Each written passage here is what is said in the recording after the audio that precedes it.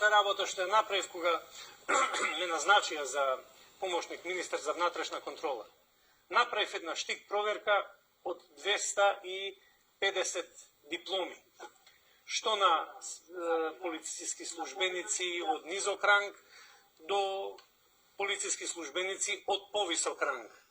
Од 250 на дипломи кои ги проверивме, 125 излегува дека се фалсификувани. Фалсификувани дипломи? Фалсификувани дипломи за завршено средно и високо образование. За сите нив поднесовме кривична пријава. Ниту еден не беше извркан од работа. Судот ги осуди на условна казна затвор и тука се заташка цела работа.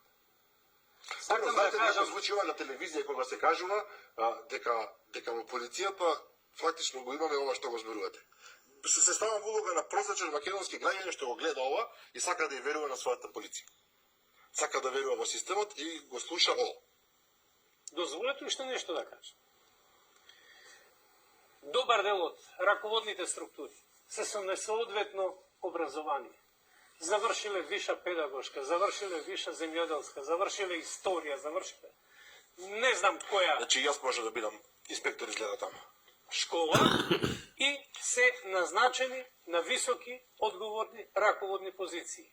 А оние кои се со факултет за безбедност, експерти вистински, тие се ставени или на пониски работни места, или чекаат на бирото за вработување. Не знам, бројката беше некако околу 340 луѓе кои се со високо образование, со завршен факултет за безбедност. Говорам само за оној факултет од Идризово, кој е во рамките на универзитетот Битолски.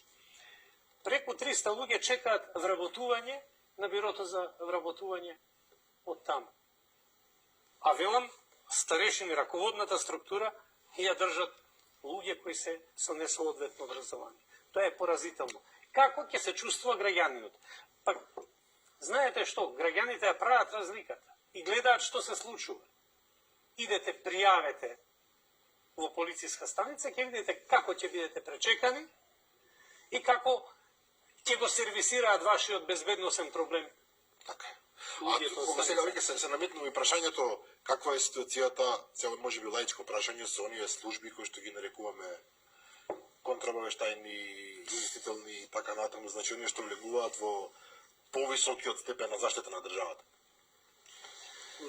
Да ги поделиме, да речеме, ОТА, АНБ, прислушување имаме. Ваши. Ајде, ги поделиме. Немаме уште многу време, уште 15 минути имаме и затоа ќе мора да се брзаме малку. Дека функционираат добро, тоа беше зборот. Функционираат одлично за нечии потреби. За македонски потреби или за нечии потреби? За нечии потреби. Апострофирам за нечии потреби. Може да